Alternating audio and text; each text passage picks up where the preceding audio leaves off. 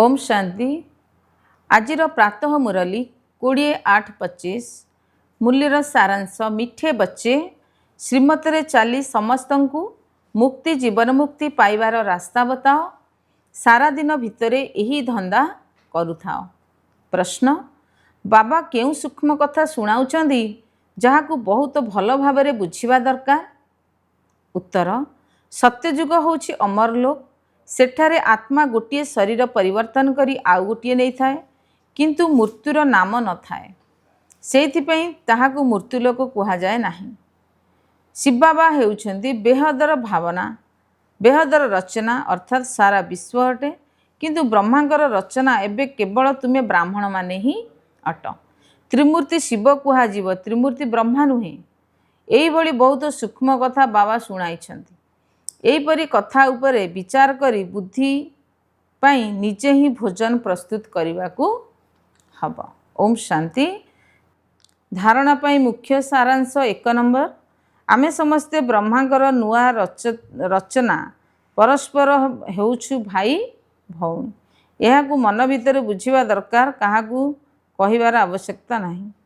सर्वदा खुशी रे रहिबा उचित जे आमको शिव बाबा पाठ पढ़ाउछंती। 2 नंबर खाद्यपेयर झमेला को अधिक जीवा अनुचित। कोल को छाड़ी बेहदर जीवदशार सुख को मने पकाइबा को हब। वरदान अनेक प्रकार प्रवृत्ति ठारू अर्थात कर्म धंदा ठारू निवृत्त होई नष्ट महा स्मृति स्वरूप भव।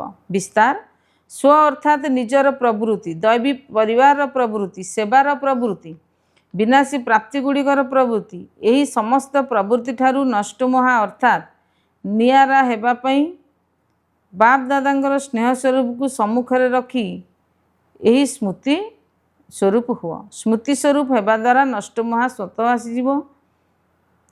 प्रवृत्ति ठारू निवृत्ति हेबा पई अधिक मु पणिया को समाप्त करी नष्ट महा हेबा।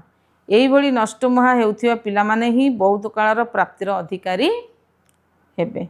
स्लोगान जदि पद्मफूल भली सबुठारु नियारा रहिबो तेबे प्रभुंकर स्नेह मिलिबा को लागिबो। अव्यक्त इशारे जदि सहयोगी हेबाकू चाहुच तेबे परमात्मा स्नेहर अनुभवी हुआ। जो पिला माने नंबर 1 परवाना अर्थात पतंग अटंती सेमानकर निजर अर्थात यही देहर स्मृति रे चित्त स्नेहर स्मृतिर दिन एवं रातिर भोक एवं शोषर निजर सुख साधना गुड़िकर आराम करिवार कौनसी कथा उपरे आधार न थाए। सेमाने सबु प्रकार बेहद स्मृति उपराम रही थांती अर्थात निरंतर परमात्मा ज्योतिर स्नेहरे लवलीन रही थांती।